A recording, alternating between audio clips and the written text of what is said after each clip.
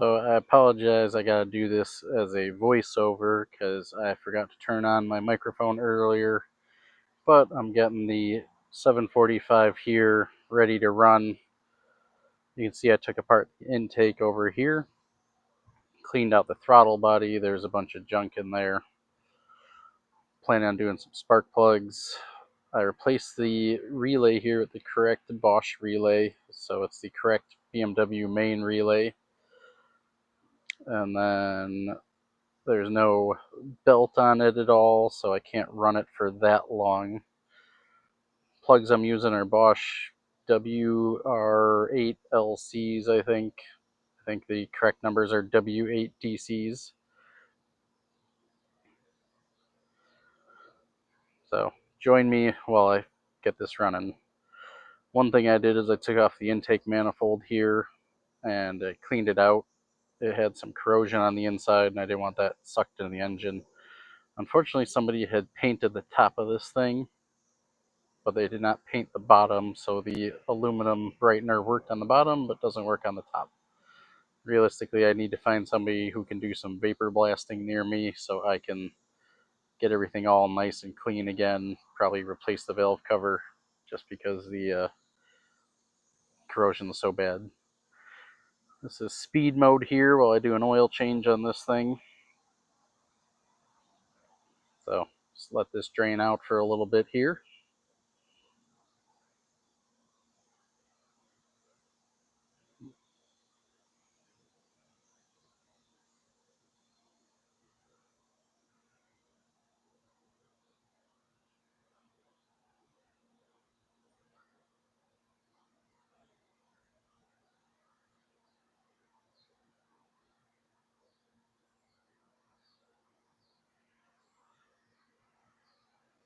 So this oil feels good, it smells really bad. I did try to crank this over a while ago and it got a bunch of gas in it. But there's no chunks, it's not bad, it's not gritty or anything.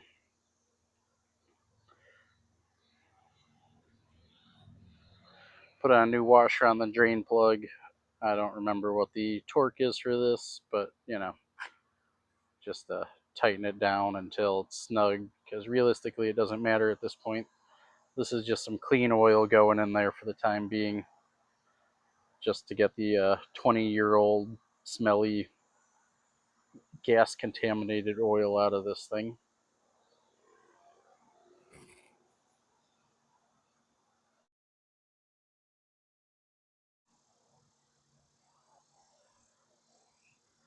Just tighten this thing down until it's snug.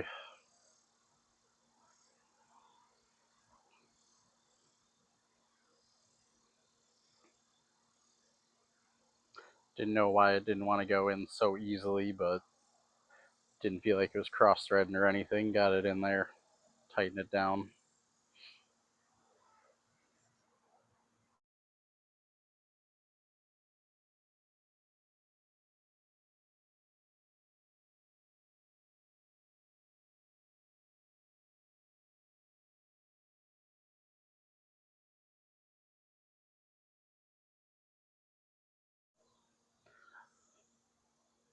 So one thing about the bottom of this car here is it's actually very clean. There's a lot of surface rust on the control arms, but other than that, it's really clean under here. There's no rust on the underside. The exhaust is clean. There's some corrosion on the oil pan and the transmission pan, but realistically, there's not very much rust underneath this car. Here on top for the oil filter, one thing that's different on the 745i's versus the normal M30 is these have an oil cooler on them. So normally the normal M30s have a through bolt that comes in from the top. So you access it from the top, you loosen the bolt, pull off the canister. But since these have the oil cooler, the bolt to access this is on the bottom.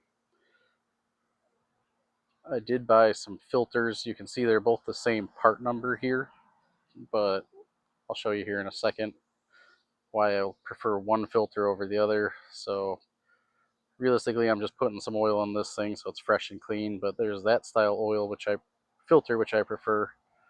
And then there's this style oil filter, which I'm going to use as a sacrificial one. I don't really like it because it doesn't have very many holes in it. So that's going to be the sacrificial one here for just startup, and then I'm going to change the oil again shortly after.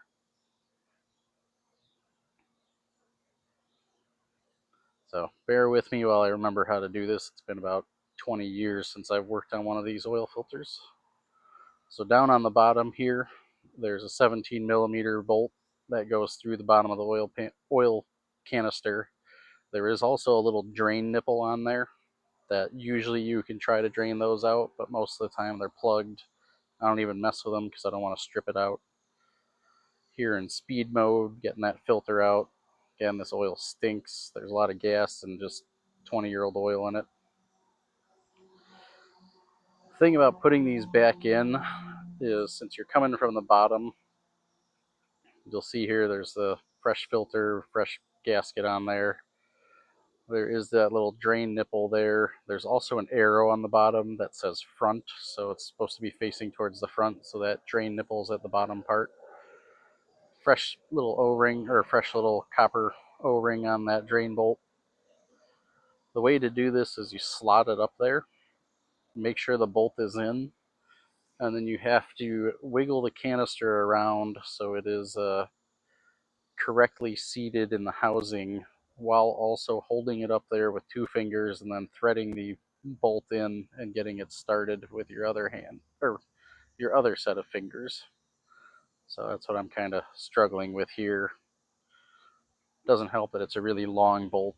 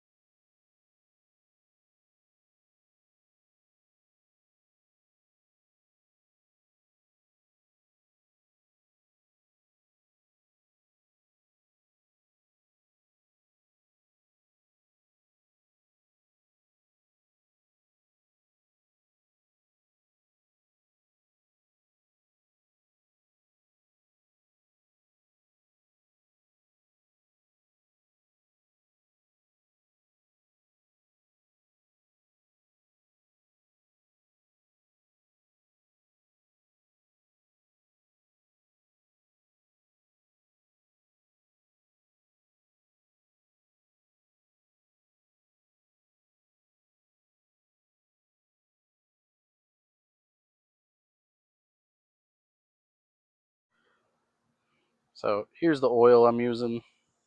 These normally take 20W50, but I could not find any near me on short notice, so I bought some just 15W50 designed for diesel trucks.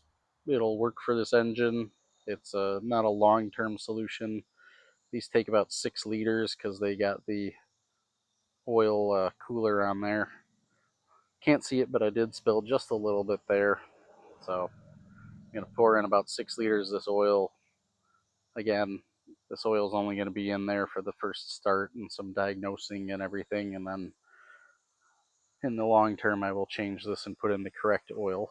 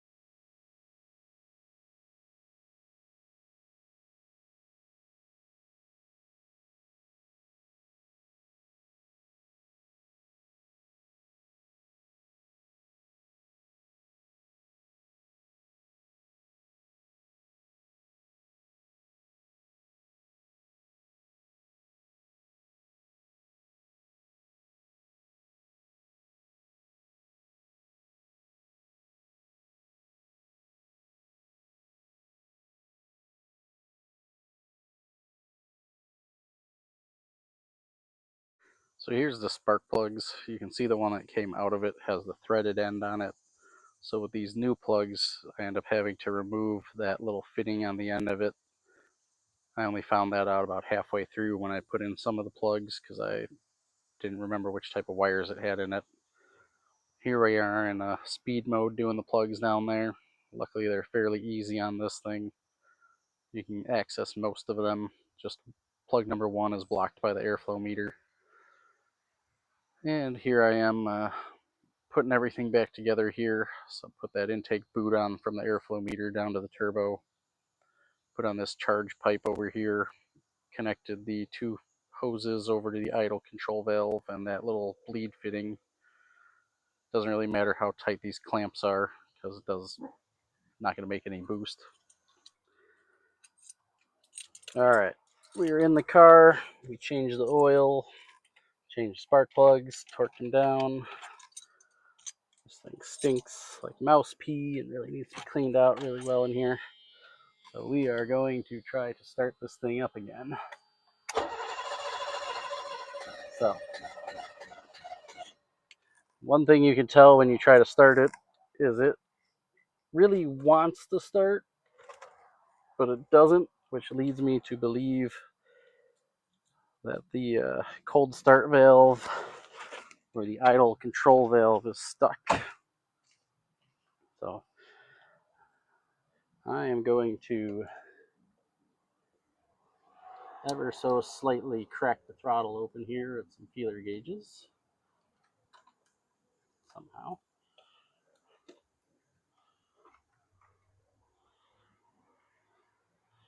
So everything looks like it should be good here.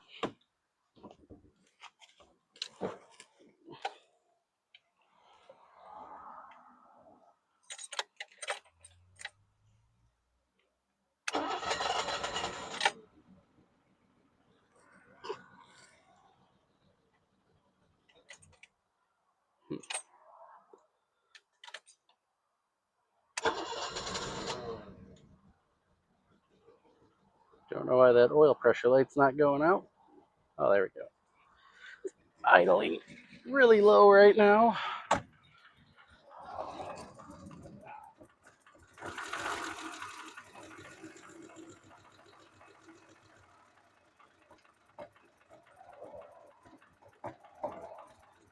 So this is why I think that idle control valve and the cold start valve are needing to be replaced in here, because I know as soon as I take these feeler gauges out, it's going to stall on me like that. So let's put a couple more of these in here.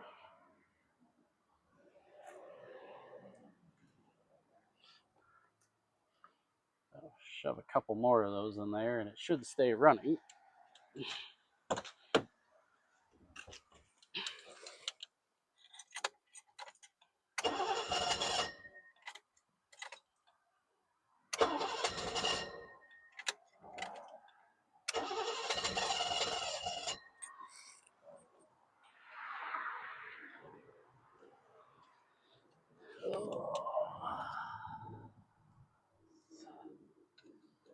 Try this. I don't want to shove too much in here because then it over rev. So bad.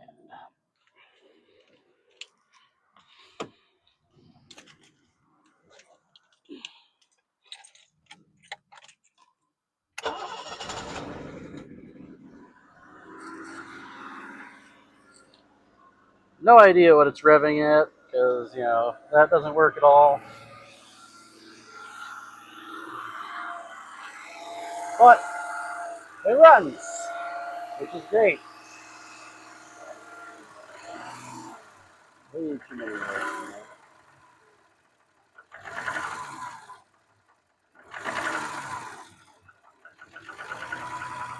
Try to get it to idle a little bit better here.